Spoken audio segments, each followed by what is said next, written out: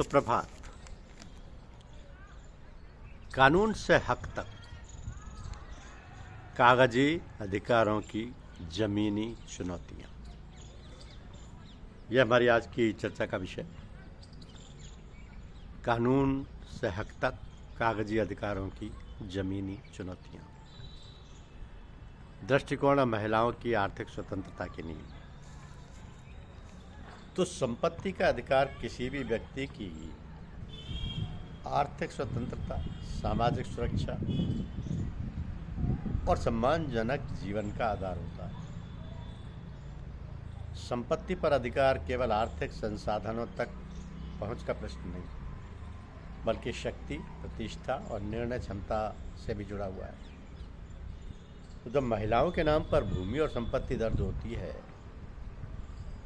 तो परिवार और समाज में उनकी भागीदारी स्वतः बढ़ती है और वे घरेलू तथा सामाजिक निर्णयों में सशक्त भूमिका निभाने लगती है।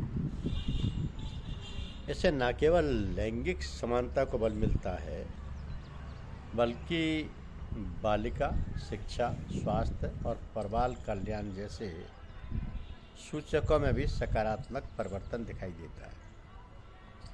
अब महिलाओं के संपत्ति अधिकार समाज के समग्र विकास, सामाजिक न्याय और पीढ़ीगत सशक्तिकरण की आधारशिला सिद्ध होती है।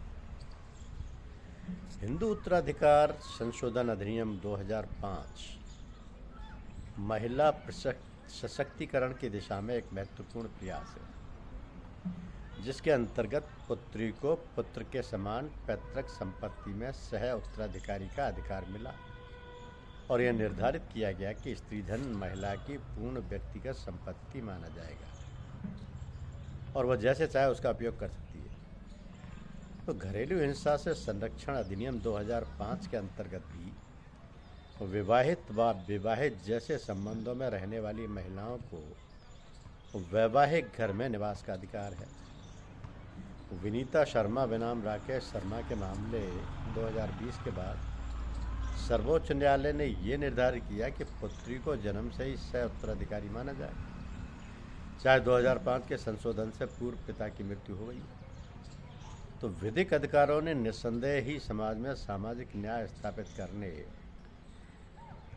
हुए महिलाओं को आर्थिक सशक्तिकरण का बढ़ावा दिया हो, परंतु व्यावहारिक स्तर पर यह एक विखंडित अधिकार है। संपत्ति का अधिकार व्यक्तिगत कानूनों के अंतर्गत आता है, जो हर समुदाय के लिए भिन्न है।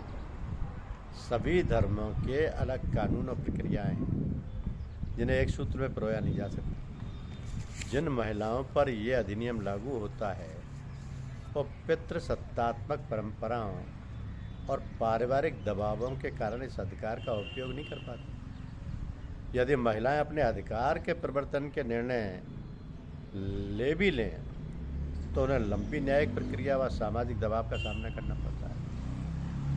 वर्तमान समय में आवश्यकता है कि सांस्कृतिक परिवर्तन और संस्थागत सुधारों के माध्यम से महिलाओं में कानूनी जागरूकता उत्पन्न हो और परिवारों में लैंगिक संवेदनशीलता उजागर की जा सके, ताकि कानून और क्रियान्वयन के अंतराल को कम किया जा सके और समतामूलक एवं न्यायपूर्ण समाज का निर्माण हो सके।